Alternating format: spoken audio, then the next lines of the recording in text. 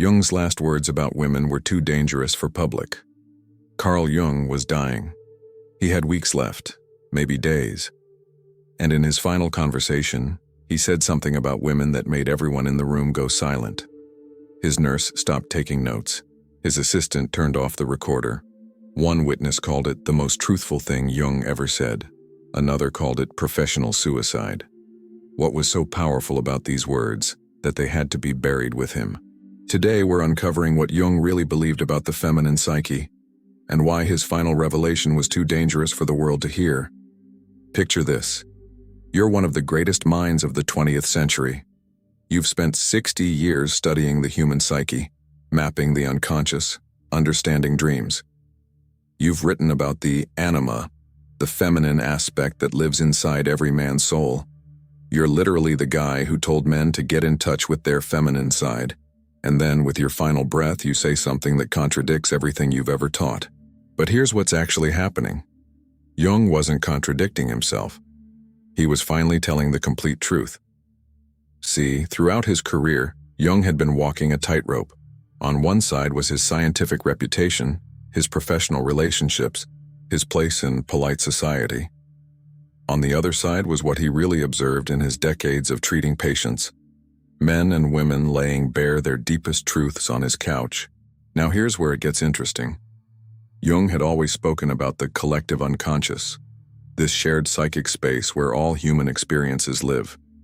But in his final days, he started talking about something else. Something he called the feminine shadow. Wait, what? The feminine shadow? Let's zoom out. In Jung's psychology, everyone has a shadow, the parts of ourselves we hide, repress, or deny. Your shadow contains your darkest impulses, your forbidden desires, the person you'd be if no one was watching. But Jung discovered something that made everyone uncomfortable. Women's shadows weren't just personal. They were strategic. He'd watched it play out hundreds of times in his practice. A woman would come in, devastated by a breakup. She'd cry. She'd blame herself. She'd ask, "What's wrong with me?" But then, and this is where Jung's notes get really interesting, something would shift.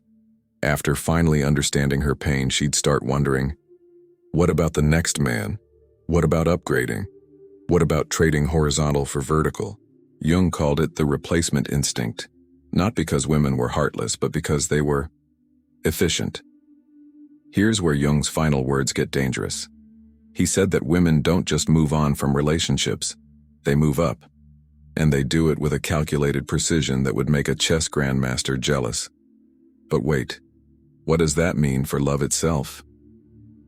Jung had spent decades telling people that true love was about integration, about accepting your partner's shadow, about building something deeper than attraction.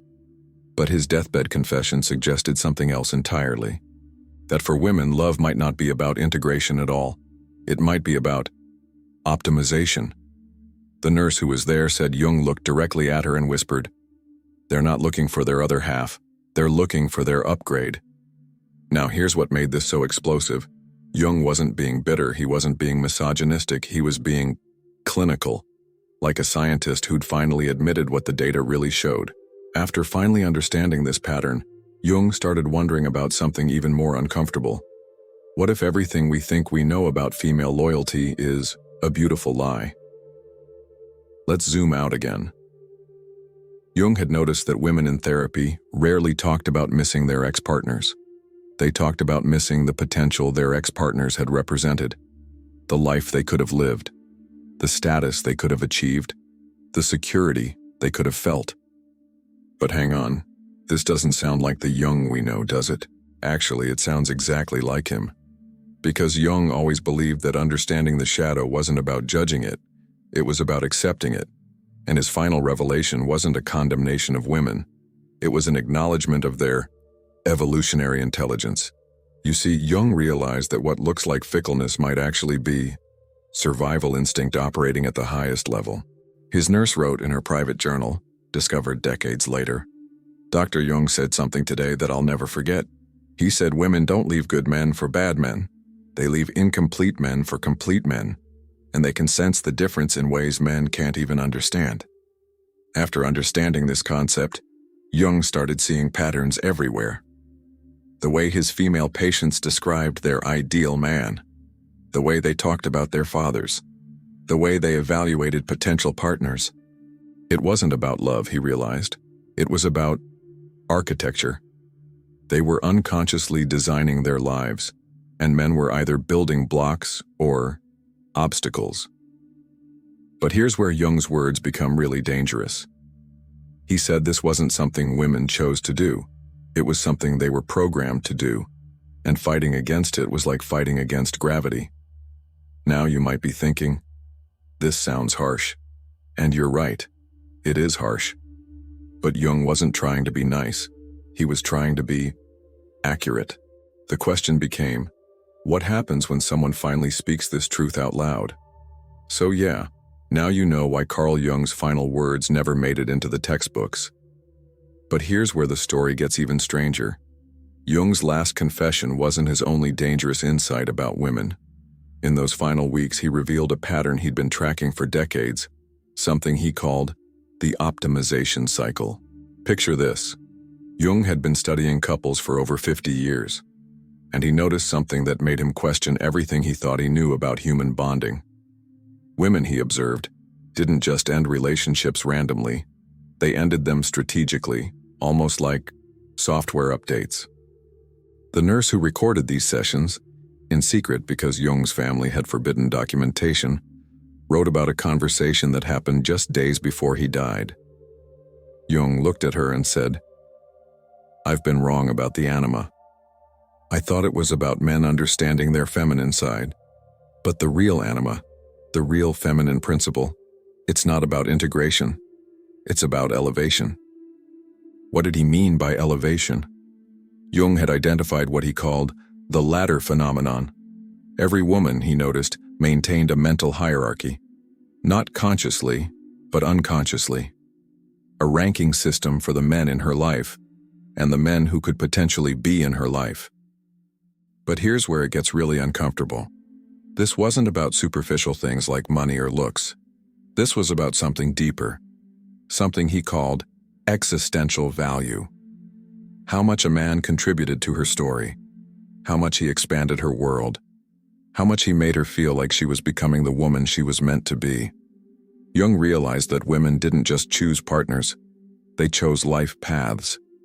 And when a man stopped representing growth, stopped representing possibility, stopped representing evolution, his time was up. The most chilling thing Jung said in those final days?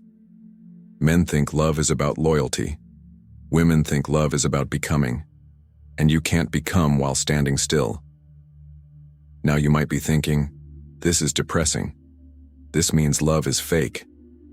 But Jung would disagree. He'd say this is actually hopeful, because once you understand the game being played, you can finally stop playing it unconsciously. Here's what Jung discovered. The men who understood this pattern didn't get bitter. They got better. They stopped trying to lock women down and started focusing on their own elevation. They became men who were constantly evolving, constantly growing, constantly becoming more interesting versions of themselves. Jung called these men conscious players.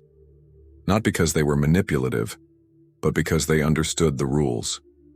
They knew that to keep a high-value woman, you had to remain a high-trajectory man. But there's a darker side to Jung's revelation. He also talked about what happens to men who refuse to accept this reality. He called it unconscious competition.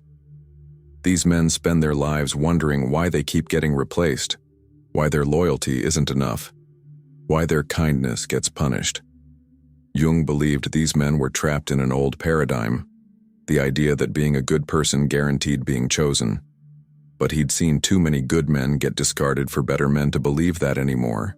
In his final recorded conversation, Jung said something that his assistant immediately crossed out of the notes. "We've taught men to be providers and protectors, but we haven't taught them to be irreplaceable." What does irreplaceable mean? Jung spent his last days developing what he called the irreplaceability principle. It wasn't about being perfect. It wasn't about being the best at everything. It was about becoming so uniquely valuable, so authentically evolved, that replacing you would mean downgrading. But here's the part that made his words truly dangerous.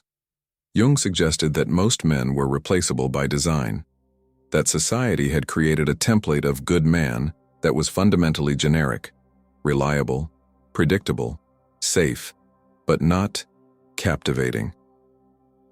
The final thing Jung said before his cognitive abilities started failing: the women who stay with men for decades aren't the loyal ones. They're the ones who found men who kept surprising them. That nurse I mentioned?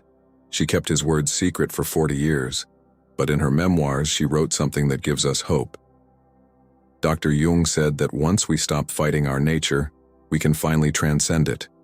Men can stop being victims of female nature and start being architects of their own value. So here's my question for you. Now that you know what Jung really believed, does it change how you see relationships? Does it make you angry? Does it make you want to work harder on yourself? Does it explain patterns you've noticed but never understood? Jung's final message wasn't, women are bad or men are doomed. It was more radical than that. It was, stop playing by rules that were designed to make you mediocre. Drop a comment below and let me know. Do you think Jung was revealing a harsh truth that could actually set men free? Or was he just a bitter old man projecting his own failures onto half the human race? If you want to understand more about why these psychological insights get buried, this video right here breaks down exactly how society protects us from uncomfortable truths about attraction and relationships. Jung would have loved it, and probably would have had it banned too.